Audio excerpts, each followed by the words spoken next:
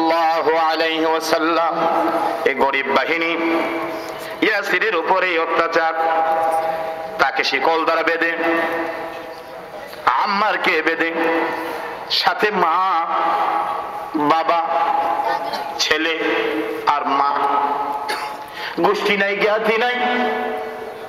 আর আবু জাহেল যেহেতু বিশ্ব গুন্ডা তখনই ছিল, তার সামনে কথা বলার সাহস কারো ছিল না।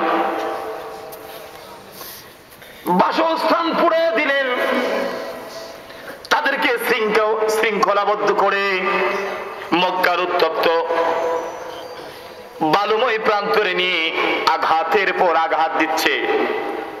ইয়াসির রে, তুই না হুযায়ফা বন্ধু নামে আমাদেরকে পরিচয় দিয়েছে, সেই হুযায়ফা আজকে দুনিয়াতে নয়, তুই ইসলাম কবুল করেছিস, তোকে দেখার আর কেউ নাই, এখনো সময় আছে রে। মুহাম্মাদুর রাসূলুল্লাহ সাল্লাল্লাহু আলাইহি সাল্লাম তার বিরুদ্ধে যদি একটা কথা বলিস, তোকে আঘাত দেওয়া যাবে না।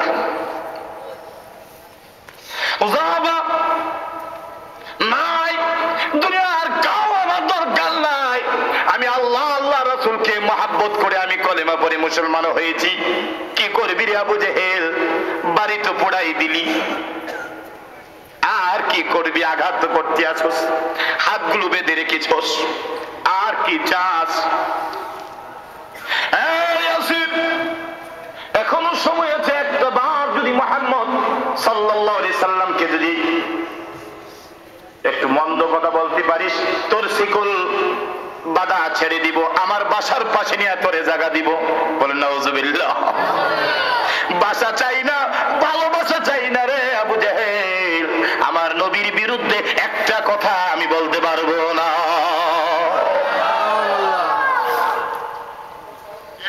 সবে মাত্র কয়েকদিন আগে কলেমা পড়ে মুসলমান হইল, ঈমান কারে কয়, ওয়াজ কি কয় মিয়া?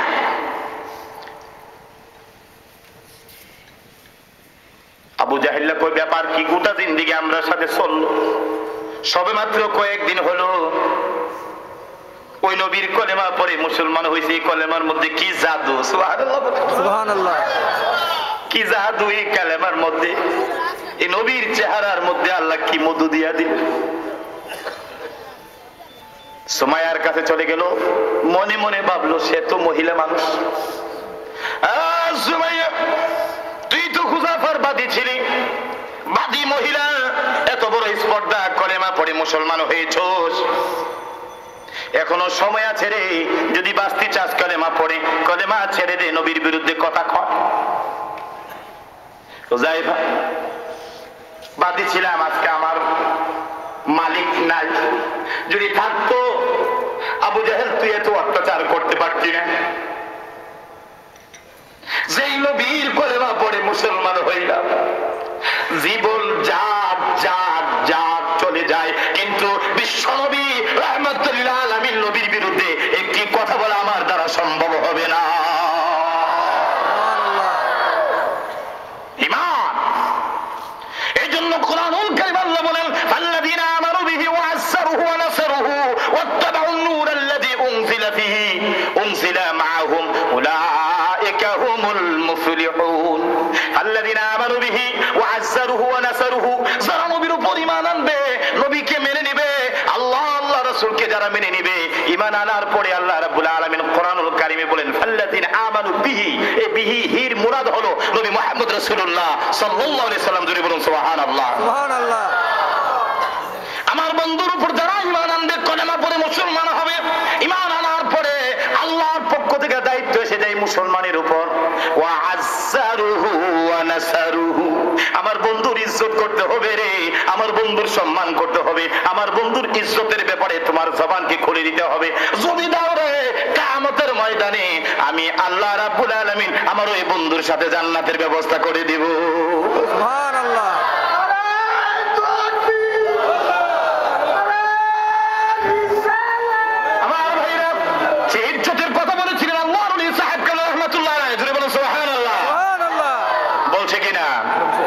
বলছে কিনা, আল্লাহ রাসূলের ইজ্জতকে বুলন্দ করতে দেয়া, আল্লাহর নবীর সম্মানকে জমিনের মধ্যে বুলন্দ করতে দেয়া, আল্লাহর ওলি রক্ত দিয়েছে, আল্লাহর ওলি কষ্ট করেছে, দুনিয়া থেকে চলে যায়, আর আল্লাহ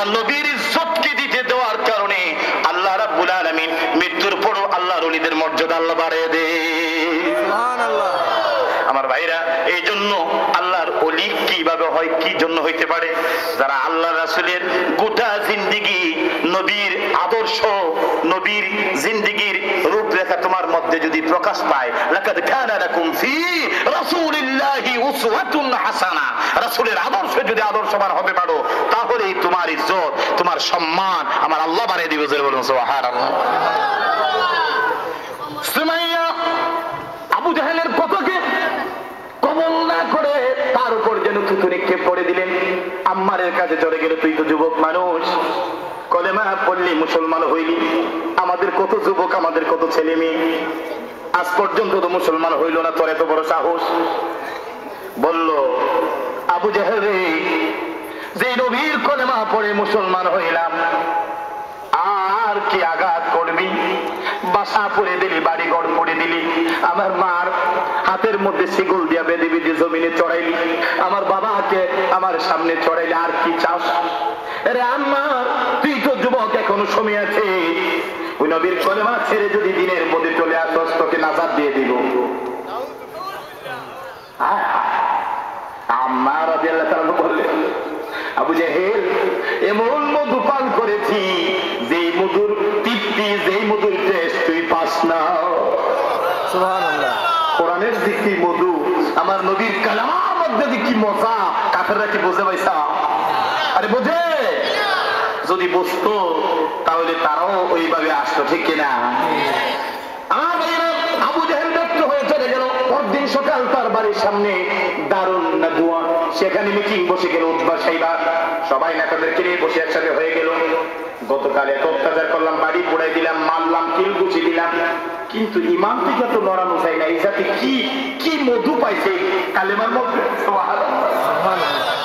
উতবা সাইবা কয়, যদি পারো যাইয়া তাদেরকে ফিরে আনো, তাহলে যদি করতে পারো 20টা উট পুরস্কার আবু জাহেলকে দিব। উতবা সাইবা ডিক্লার দিবে, বললো যে আজকে যে কোনো ভাবে হোক এই দিন থেকে তাদেরকে সরাবো।